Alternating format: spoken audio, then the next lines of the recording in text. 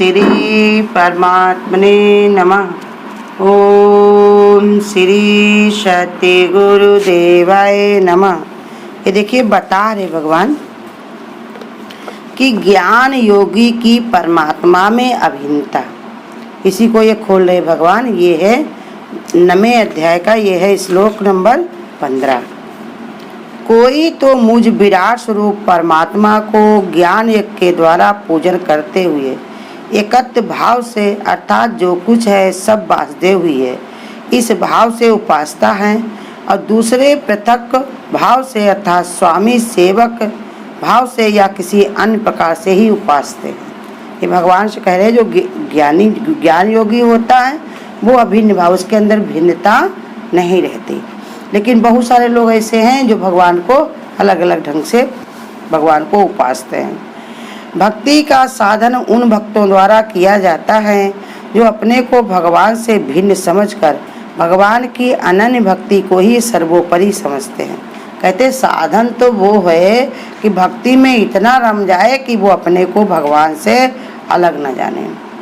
पानी में मिले जीव नमक डली, हम राम में ऐसे रम जाएं। मैं न रहूं तू न रहे, हम राम में ऐसे रम जाएं। जैसे गुरु बताते नमक होता है वो जब पानी में मिल जाता है तो उसे निकाला नहीं जाता। ऐसे ही भगवान की भक्ति भी हमारी होनी चाहिए कि भगवान की भक्ति में हम ऐसे रम जाएं कि हमें संसार पे निकाल ना पाए। जैसे एक लड़की की शादी हो जाती है तो वो कितना भी सादगी में रहे लेकिन वो फिर भी कुमारी लड़की नहीं कही जा सकती।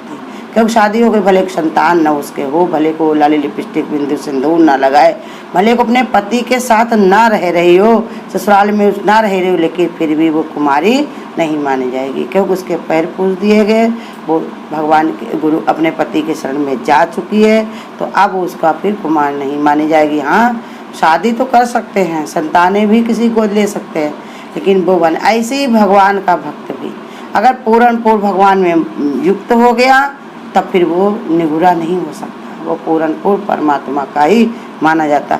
तो वही बताया, उसके अंदर भिन्नता नहीं रहती। वो गुरु भी सबके यही बताते हैं कि तुम अपने स्वरूप को ही, आत्मा को ही अपना गुरु बना, तुम ही वो अपने गुरु हो। तुम अपना सोच समझो, बताओ हमको क्या करना है, कौन काम हमको करना, कौन काम हमको नहीं करना। तुम अपने स्वयं गुरु बनो। जब तक तुम संसार में किसी दूसरे को गुरु बनाते रहोगे, उनसे ज्ञान लेते हो, हाँ उनका सदैव आदर करना है, सम्मान करना है, उन्हीं से हमने ये सीखा है। लेकिन सच्चाई तभी आएगी जब तुम अपने को खुद गुरु अपने अंदर ढूंढ लोगे, अपनी आत्मा को ही गुरु मानो। जो भी कार्य करो मन में ये रखो कि कोई और हमको भले को माफ़ कर दे, लेकिन अपने कर्म का फल हमको छोड़ेगा नहीं। हमारे अंदर बैठा हुआ परमात्मा हमको देख रहा है, हम उससे बच नहीं सकते। तो कहते उसको भेद नहीं रहता, वे अपने शरीर भाव से मुक्त हो जाते हैं। केवल आत्म रूप में स्थित होकर वे अपने को भगवान से अभिन्न भाव से ही इस प्रकार युक्त समझते जैसे बर्फ का टुकड़ा। अब देखो और दूसरी मिसाल बता रहे कि बर्फ का टुकड़ा जल में पृथक होता हुआ भी उसमें जल के अतिरिक्त और कुछ नहीं होता। ज्ञान योगी शरीर के संबंध से अलग दिखाई देते हुए भी इस भाव से परिपूरित रहता है कि उसका शरीर संसार का स्वप्न मात्र है। वो स्वयं आत्म भाव से भगवान से पूर्णतः अभिन्न है। इस प्रकार से उसका एकत्व बन जाता है, तभी वो भगवान से अभिन्न माना जाता है। माने भगवान से भिन्न नहीं है, भगवान से अलग नहीं। अब भगवान ने कह भी दिया है, ज्ञानी तो साक्षात हमारा अपना स्वरूप है, वही ज्ञानी है। जैसे भगवान परमार्थी हैं, हमेशा सबके कार्य में परमात्मा चला करते हैं, लगे रहते हैं, सबकी भलाई रातों दिन किया करते हैं हर तरीके से। जैसे गुरु हमारे, ऐसे ही ज्ञानी का भी लक्षण होना चाहिए। उससे कभी किसी की भूल करके भी कोई नुकसान नहीं होना चाहिए। कबीरा आप कहते नहीं, कबीरा आप जो करे, कबीरा आप लुटाइए और न लूटे कोई, आप कबीरा आप ठगाइए और न ठगिए कोई, और ठगे दुख होते आप ठगे सुख हो। अगर तुम किसी और को ठगोगे, किसी को दुख दोगे, तो तुम तो वैसे अपनी गठरी बांध के लाए हो और वो दोहराएगी, बढ़ेगी। लेकिन अगर तुम्हारा किसी ने ले लिया तो माल तुम्हारा थोड़ा कम पड़ जाएगा। भाई कोई ले जाएगा तो हमारा सब गुरु कहते अच्छाई बुराई सब ले जाएगा।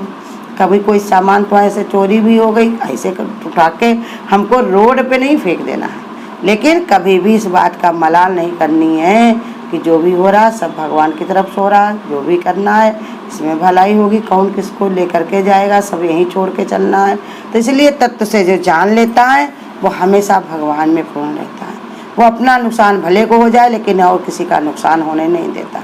जैसे दधीच को बताया कि देखो इंद्र ने उनको भगा दिया था, अपने स्वर्ग से गए हुए थे, वो अपने आत्म रूप से गए हुए थे, स्वर्ग में भगा दिया था, उनका अपमान कर दिया था।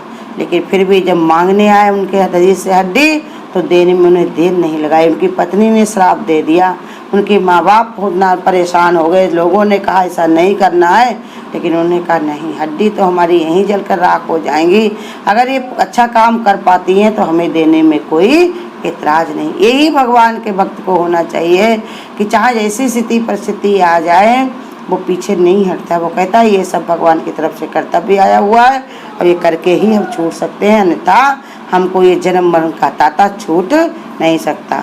तो ये पृथक भाव जिनके अंदर होते वो कैसे पूजा करते हैं।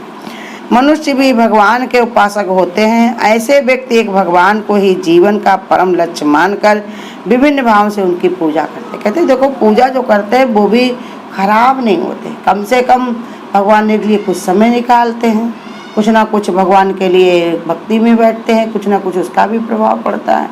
तो इसलिए बता रहे हैं कि उनका एक लक्ष्य बनाकर अलग से पूजा करते, दूसरा भाव रख करके। कुछ लोग तो भगवान को कई प्रकार से मनोचित संबंध स्थापित कर लेते हैं मन में। कुछ लोग तो ऐसे होते हैं जिससे भगवान को स्वामी, अपने को सेवक मान लेते हैं। कुछ लोग भगवान से प्रीति करके सेवा करते हैं। कुछ लोग भगवान को अपना अंतरंग सखा मानकर साखे भाव से उनकी उपासना करते हैं। और कुछ लोग भी कहते हैं कि उनको इसी प्रकार करते हैं जैसे कोई सखा अपने मित्र के साथ व्यवहार करता है।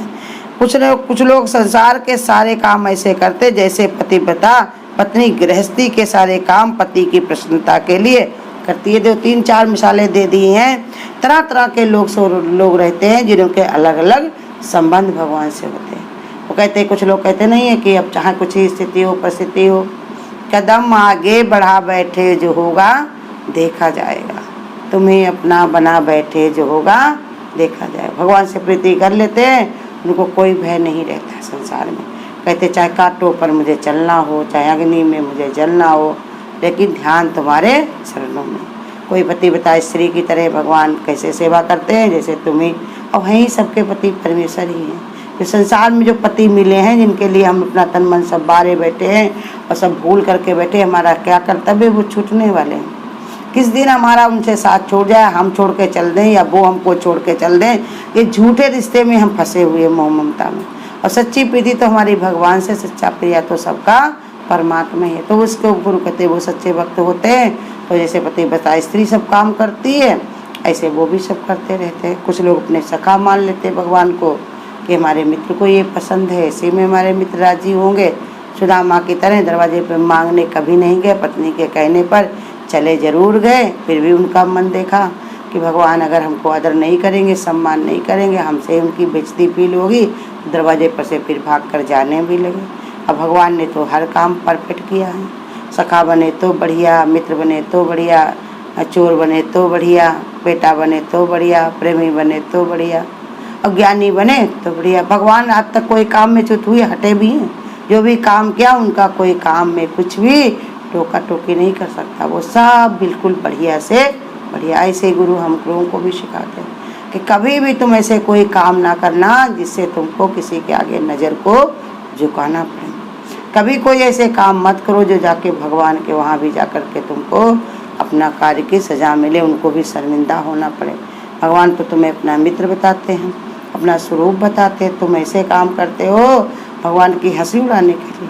पहले तो हमको इतना काम था, हम संसार में ही थे, अब तो हमारा जुड़ाव भगवान से हो गया। अब हम ऐसे काम अगर करेंगे तो क्या है, गुरु कहते हैं जग हंसाई जो होगी वो किसकी होगी, भगवान की। तो इसलिए बताया तरह तरह से लोग करते हैं। ऐसे पति के संबंधियों से पति की इच्छा अनुसार सारा व्यवहार वो करती है स्त्री, लेकिन प्रेम उसका किस में रहता, अपने पति में। ऐसे ही भगवान का भक्त भी जिसके अंदर दैवी शक्तियाँ आ जाती हैं तो सारा व्यवहार भगवान की प्रसन्नता के लिए करता है। उसकी पृथक भाव भी उपासना कही जाती है। अगर पृथक भाव ऐसे भी हैं, कोई सखा मान करके, कोई मित्र मान करके, कभी कोई पुत्र मान करके, स्वामी मान करके, कोई पति मान करके। अगर कोई अलग से भी करता है तब भी भगवान ने कहा वो भी उसकी उपासना हो जाती, माने उसकी बुद्धि धीरे धीरे धीरे धीरे उपराम होती जाती। भगवान कहते तुम्हें नहीं पता है हमको पाने की विधि, लेकिन हमें तो मालूम है। अबोध बच्चा रहता है, वो उठ के नहीं माँ बाप के पास चल सकता है, लेकिन माँ बाप तो उसको आकर के गोदी में उठा लेते हैं। ऐसे ही भगवान भी, भले को हमारी ताकत कम है, भले को हमारी हिम्मत कम है, लेकिन भगवान तो हमारा ताकतवर है। भले को हम कमजोर हैं, लेकिन प्रभु तो हमारा जोर है। तो इसलिए जो ऐसे भी रमे रहते, लगे रहते हैं, तभी तो भगवान ने कह भी दिया नमे में, आगे बताएंगे भी कि कैसे तरह तरह के मेरे भक्त होते हैं।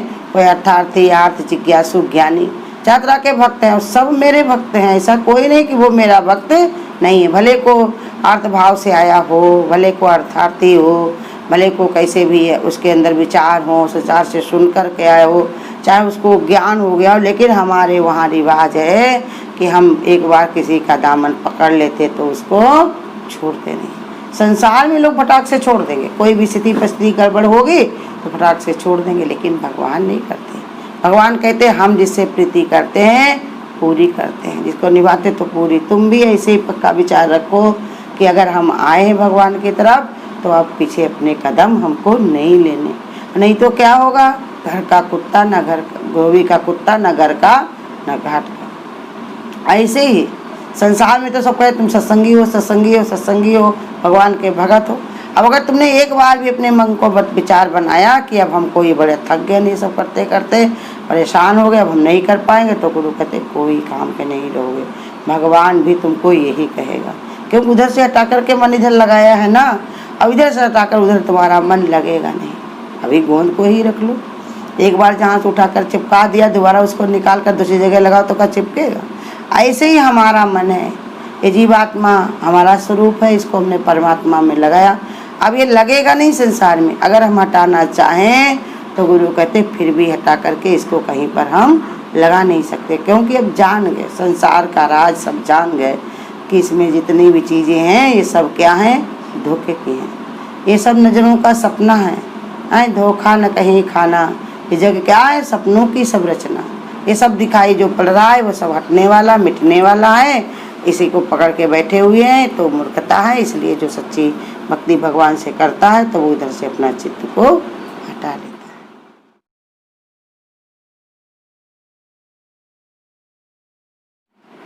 तेरे पूजन को भगवान बना मन मंदिर आलीशान। तेरे पूजन को भगवान बना मन मंदिर आलीशान। किसने जानी तेरी माया, किसने भेद तुम्हारा पाया। किसने जानी तेरी माया, किसने भेद तुम्हारा पाया। हारे ऋषि मुनि धरि ध्यान, बना मन मंदिर आलीशान। हारे ऋषि मुनि धरि ध्यान, बना मन मंदिर आलीशान। तेरे पूजन को भगवान बना मन मंदिर आलीशान। तू हर गुल में, तू बुलबुल में, तू हर डाल के हर पातन में। तू हर गुल में, तू बुलबुल में, तू हर डाल के हर पातन में। तू हर दिल में मूर्तिमान, बना मन मंदिर आलीशान। तू हर दिल में मूर्तिमान, बना मन मंदिर आलीशान। तेरे पूजन को भगवान बना मन मंदिर आलीशान। झूठे जग की झूठी माया, मूर्ख इसमें क्यों भर माया, झूठे जग की झूठी माया, मूर्ख इसमें क्यों भर माया। कर कुछ जीवन का कल्याण, बना मन मंदिर आलीशान। कर कुछ जीवन का कल्याण, बना मन मंदिर आलीशान। तेरे पूजन को भगवान, बना मन मंदिर आलीशान। तेरे पूजन को भगवान, बना मन मंदिर आलीशान। अगर आपको आज की वीडियो अच्छी लगी हो तो वीडियो को लाइक और शेयर करना ना भूलें। आगे की वीडियोस देखने के लिए चैनल को सब्सक्राइब करें और नोटिफिकेशन